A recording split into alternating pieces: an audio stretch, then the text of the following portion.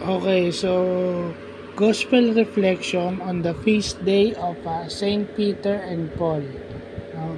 June 29, 2025. So, ah ngayon, ang Gospel ngayon is yung ah, sinabi ni Lord na si Saint Peter ay yung pangalan ni ni Simon ay tinatawag na Peter o Petrus o bato.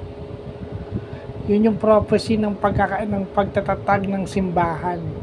Peter the rock, and upon this rock I will build my church. Binigay din kay San Pedro yung keys sa langit, no? Kung anong kanyang ipagbawal, yun ay pagbabawal. Kung ano yung kanyang pinahintulutan.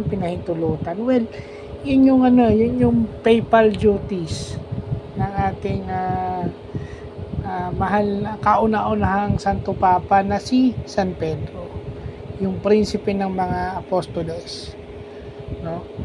Kasama na doon yung pamamalakaya o yung pamamalakaya ng mga tao, fisherman of men. Kaya nga yung pescatory, yun, pescatory ring ng Santo Papa, yun yung nagpapatunay na siya ay pamamalakaya ng mga tao. Yung Petrine Ministry, okay, yun yung Papal Ministry o Petrine Ministry, yun yung specific na gospel reading ngayon.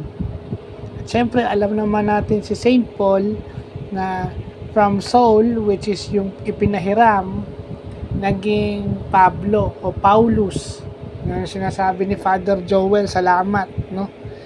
Yung ibig sabihin daw ng Paulus, sabi ni Father Joel, yung pinakamababa. Okay, yun daw yung pinakamababa, pinaka-the least.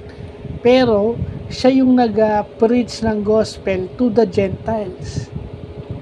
Yung letter of Saint Paul, yung mga epistles o letter sa Biblia, si Saint Paul halos ang gumawa nun. Yung pag-Roman sa mga taga-Rome, yung mga Corinthian sa mga taga-Corinth, di ba? Yung mga Philippian sa mga Philippi, diba? Yung mga lugar kung saan yung mga napuntahan ni San Pablo, you know, the preacher to the Gentiles, no? Yan.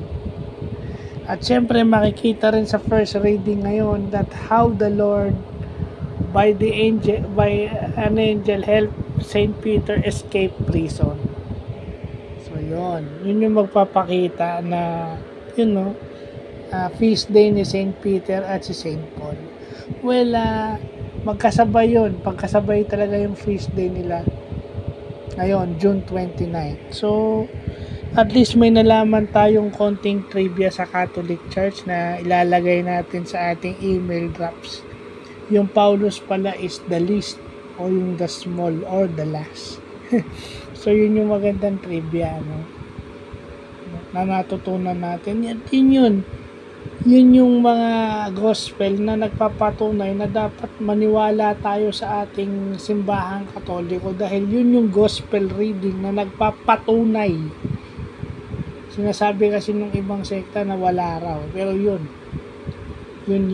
At yung Catholic Church lang yung original na itinatag mismo ni Lord, wala nang iba. So yun lang po.